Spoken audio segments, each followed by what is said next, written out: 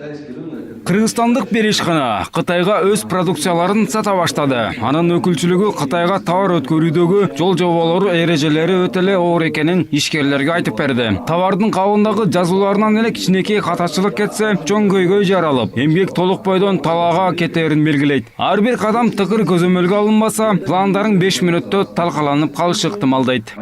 Всё, то есть наоборот, там все заинтересованы заработать.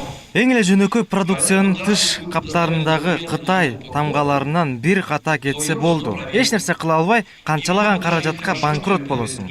Кытайлар менен иштеш өтө эле оор. Поставщик, который продает эту упаковку, но не обманывает вас. Мындай кыйынчылыктарды эске алып, Кытайга товар сатуудан мурда Казакстан, Россия өлкөлөрүнө сатып көрүп, ал жактан тажрыйба топтогондон соң гана Кытай менен иштешүүнү сунуштоду. Бирок Казакстанга товар экспорттоодо атаандаштык жаралып, бүгүнкү күндө жөн жерден кысмакка алуу көбөйгөнү байкалууда. Бул көрүнүш ар кандай саясий, экономикалык кызыкчылыктардан улам болуп жатканы белгиленүүдө. Бияка келип биздин этин жөнөкөй эле жеп атышат. Эчтекени сурабай, справканы сурабай. Эчтеке кереги жок.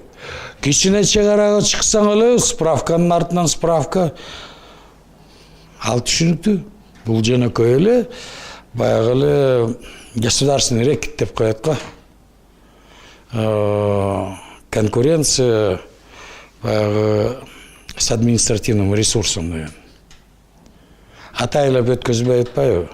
Кыргызстан Евразиялык экономикалык биримдикке кошулганы менен азырынча толук кандуу техникалык регламенттерин жүзөгө ашыра элек. Ага ылайык ишкерлер үчүн атайын сертификат менен тышка товар сатууга уруксат бериш керек болчу. Учурда мындай уруксаттын жоктугу ата мекендик ун өндүрүүчүлөрдүн жолун тороп, биримдик өлкөлөрүнөн тышкары Европага чейин сатуу укугунан ажыратууда. Сертификат алуу өзүнчө эле машакат дешет. Сертификат не только на продукцию, сертификат упаковка болушу керек, сертификат транспорт болушу керек, сертификат даже последний ошол жерде иштеген адамдын сертификаты болушу керек, саны книжка тияк бүт соответствовать этиш керек.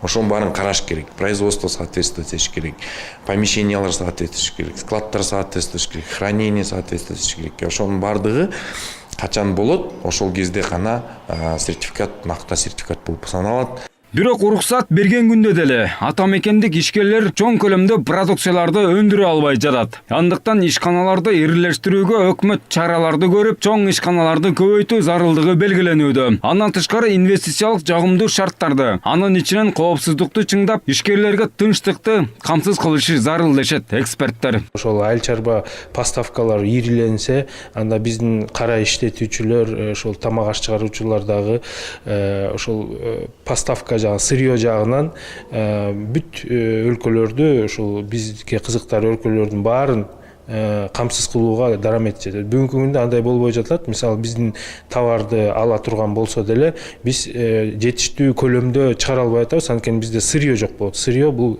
эң негизи ушул айыл чарба сырьёсу жетиштүү болбой жатат. Өлкөдө чакан жана орто бизнес ички дүң өндүрүмдүн 40%-ын түзөт. Бирок ишканалардын чет өлкөлөр менен иштегендери саналуу гана. Басымдуусу ар кандай кысымдардан улам чоңое албай, ички рыноктан көтөрүлө албай жатат. Айрым ишканалар өндүрүштөрүн тышка сатууга даяр турат. Бир гана уруксат кагазы бут тосууда. Андыктан ишкерлер өкмөттөн уруксат кагаздарын тездетүүнү суранышууда.